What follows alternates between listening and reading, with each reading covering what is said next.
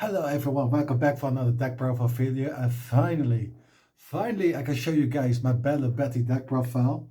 Finally I was able to get my last two cards from the deck, and I was always curious to play this deck, and now but I finally got it with this spectacular shiny leader with it. I can finally show you guys, I haven't played games with it yet, so keep that in mind. So that is just how I think that build is gonna work out for me. Uh, but yeah, without further ado, let's start. So of course, we're gonna start with the leader, with the base power of 5k with 4 lives, with the ability for the active main once per turn. I can discard one revolutionary army type card from my hand to the threshold, and then give up to 3 characters with the Rev army type or characters with triggers, 3000 power until the end of the turn.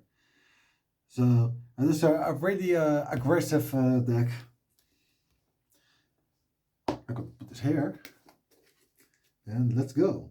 First off, we're gonna start with the 4 Betty's herself. She's the searcher of your deck. Look at the top 5 cards to add a Rev army type card to your hand, except for herself. For Bartolomeo Kuma, fantastic card in the early game.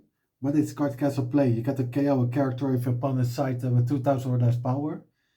And the trigger plays itself if the leader is multicolored, which Betty is. 3 Isuma. Here's your rush card. And how does he gain rush? When he gets 7,000 power or more, that is the moment he gains rush. So you play this card out, then you use your leader ability to give it 3000 power, and then he has his rush. For Karasu blockers, I mean, you're still gonna need those, especially when it has a trigger when it displays himself for free. And even though with leader ability you can still make him a 7k beater, which is nice. Now, for the big boys, we play 4 Karasus. Just an amazing card. When this card get on play, or when he's attacking with 7000 or more power, he can give one of opponent's character or leader 1000 power at the end of the turn. So he can make most of the leaders a 4k leader, which is really amazing. For Lindberghs, great card. Just a basic 4-drop 5000 power with 1000 counter. When this card attacks and he has 7000 or more power, he gets to KO one of the opponent's character with 3000 or less power. So even though you have some setup to give minus power to the opponents, then attack with him to get rid of it, like a blocker for example, is really strong. For Ivankov, this card is also amazing. When this card has 7000 or more power, you get to play one Rev army type character from your hand with 5000 or less power. So you can choose out a Karasu, a Lindbergh, or the Sabo, for example. No, never mind. Joking. He's 7000 power. But you get the idea. The Ivankov, he can cheese out Karasu. That is most of your main game what you do, or you can cheese out in the Suma. Now, this time we're coming back to the actual Sabo. 7 drop, 7000 power on play. I can put one revolutionary character at the top of my life, and then if I have 2 or more cards on my life, I can take the top or bottom to my hands. So there's actually a cool combo, what I saw. So let's say that is the life. You have this Karasu in hand, the blocker. You play the Sabo out, you place the Karasu on the top, and then you take the new card totally one to your hand. But that's also the only thing. But the real reason I play this card is for his trigger. Memory Leader is multicolored, which she is. I get to draw 2 cards. So that is the main reason I play this card at 4. But this main ability, it is not per se bad. I mean, you get to put something guaranteed safety if you take damage to prevent one attack. Or something new to your hand is not wrong, but I'd rather see this card in my life pile, of course, for this trigger ability to draw 2. Now for the 2K counters. For koalas, this card, you want to try to keep it most advanced, but if you have a blocker and then you have a card like the 2-drop Kuma or the 4-drop Lindbergh to KO it later, then it's okay to play this card out. And then I play 3 copies of Promo Sabo. So the only reason I play this card at 3 is because of the Tide of the Space.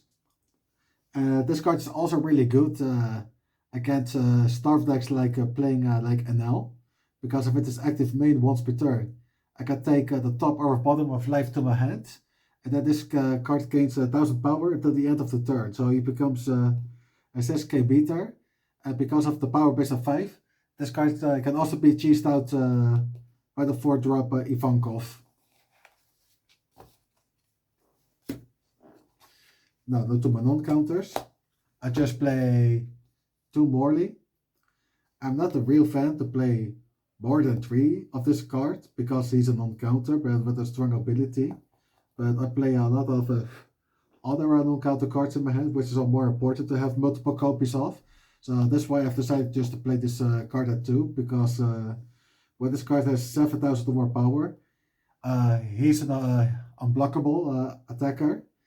And with his trigger, I get to trash 1 card from my hand to play this card for free. Then 3 copies of the 5-drop Ivankov. So what this card does is totally amazing for 5 drops 6k power. When you play this card, you get to look at the top 3 cards of your deck, and again you get to play out the 1 Ref Army type character with 5000 or less power. So this Ivankov, for example, can cheese out the 4-drop Ivankov, because that Ivankov has 5 power or less. So that is amazing if you ever get that hit. But playing this and then hitting Garasu is also very strong. 2 Koala blockers. I think 2 is enough because I already play 4 Garasus. So 2 knockout blockers seems enough for me. And see also being played more in the Starve game like now. Like if you play this card, take the top of the life to your hand, then play a 1 Ref Army type character from your hand with 5000 or less power, and then you also get to draw 1 more card. So this is an amazing card against Starve decks, and you also don't really need the booster with attack because he's already then a 6k swing the next turn, which is fantastic. Now for the events. 3 hormones. Let me pronounce the full name. Emporio Energy Hormone.